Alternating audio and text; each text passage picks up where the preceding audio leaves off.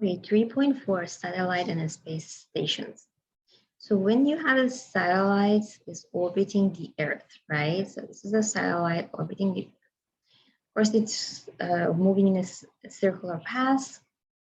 The force provided that centripetal force is gravitational force.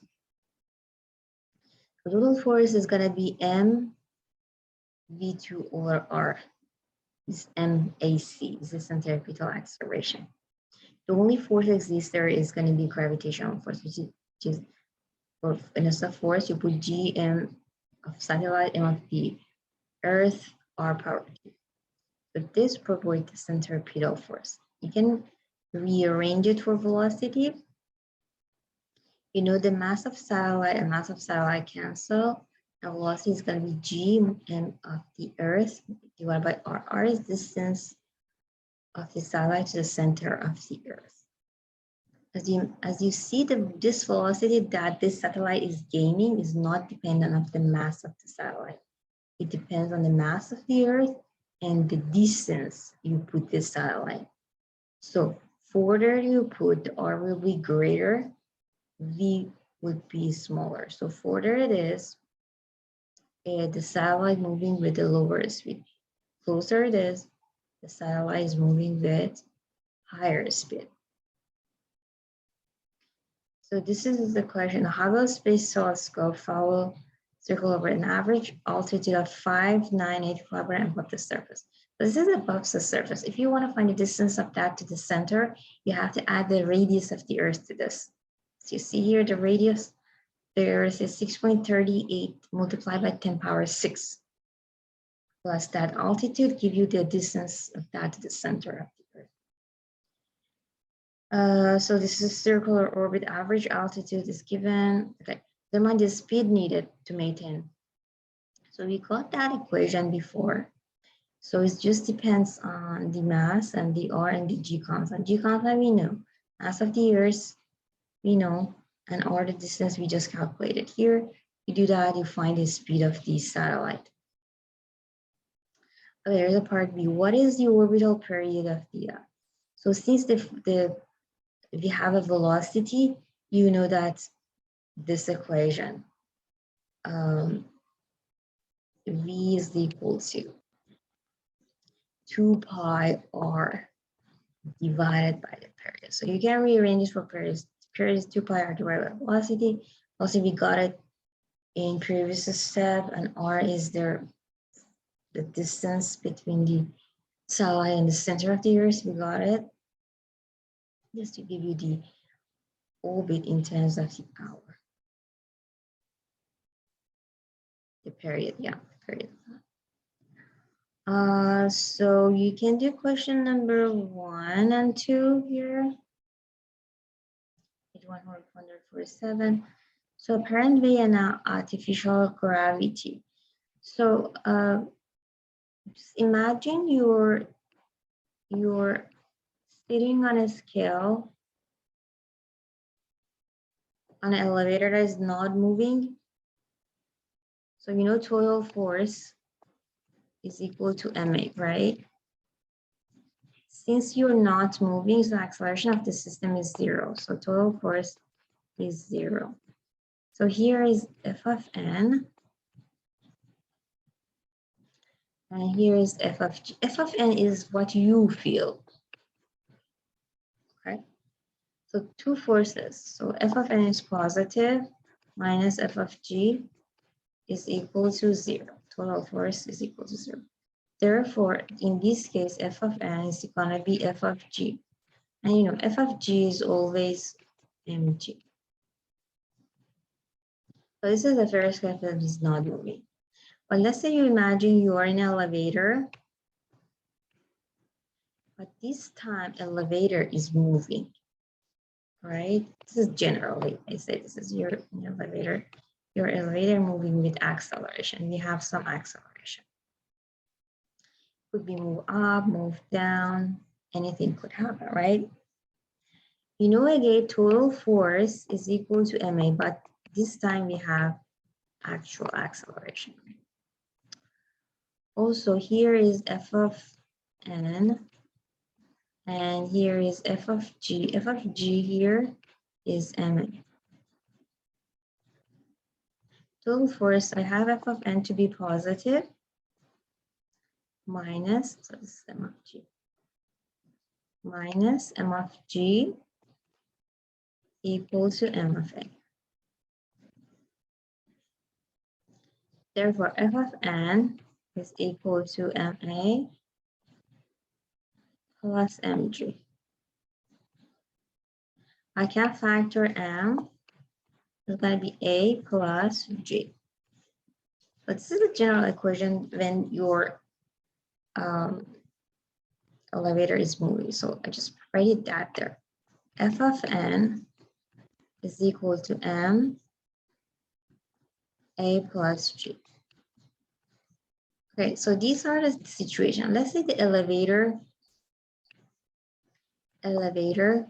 move up.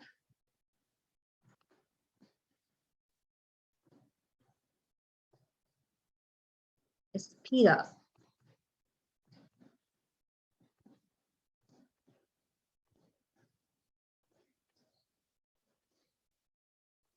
If you move up and speed up, what happened? What is the acceleration? So it's going to be like that. See this, the slope here is increasing, right? Slope is positive. And as you see, it's become steeper and steeper.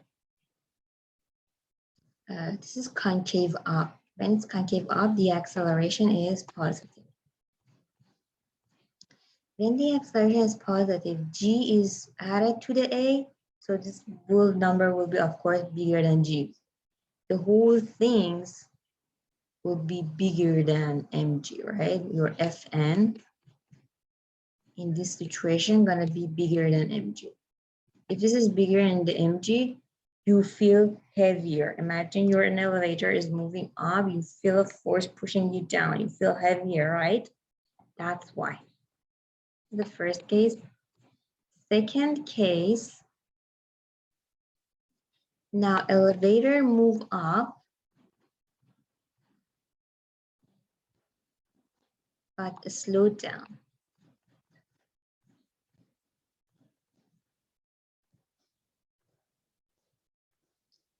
See, this is that case. So you move up means the slope is positive, but the slope become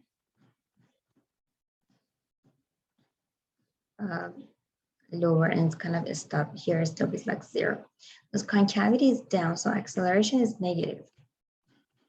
So A is negative. So G is 9.8. It's going to be minus a number. It's going to be this number here going to be less than G.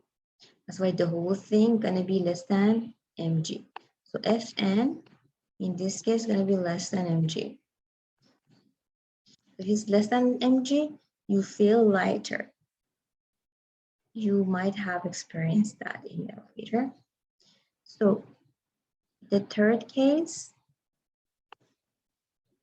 is move down.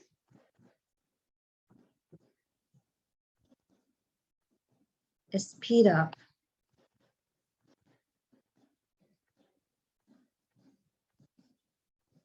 So move down and speed up. In this case, you have like that. See? The slope becomes sharper and sharper. It's a speed up, but in negative direction. This concave down mean acceleration is negative.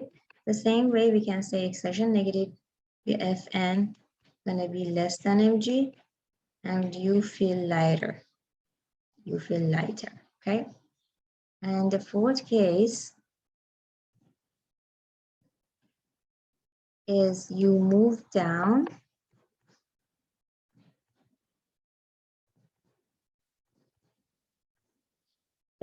You slow down.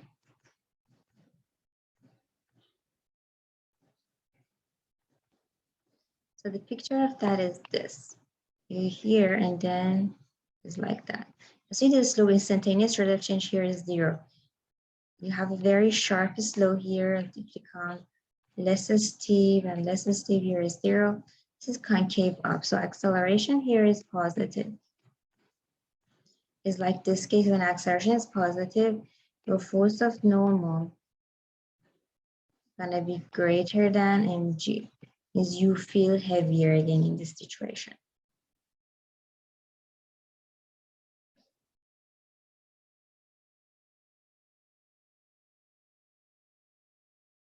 Okay, so here is a question. You are an astronaut on a rotating space station. Your station is in diameter of 3 kilometers. So R is given.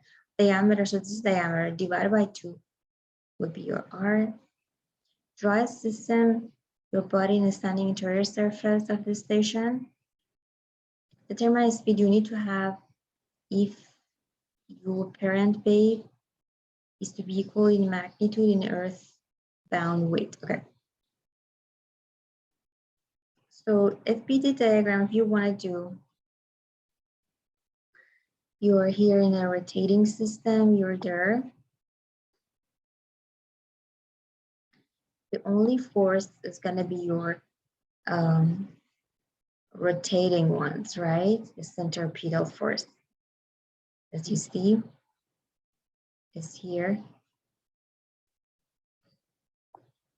Will be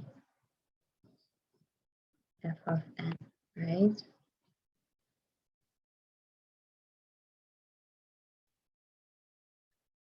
Now, the thing is that total force is gonna be it's gonna be centripetal force. Only force is the normal force. This f of n, if you want to feel that to be the same as the Earth, means on Earth we feel mg, right? If f is mg, you want to find the velocity. You just rearrange it for velocity. Mass and mass cancel. Then you see this is the v is just depends on g and the all the radius of the radius of this system. What else do you want to find? Determine the frequency of the rotation, both heads. So the frequency, you know the equation. Velocity is 2 pi r with the period. And new period is 1 word. Frequency 1 word. Period, so v is 2 pi rf. Just rearrange it for frequency, and this will give you the frequency, which is round per minute. Or you can convert it to that. Anyway, you can do the question number 7, 9, and 10. That was the page 150. And that's it.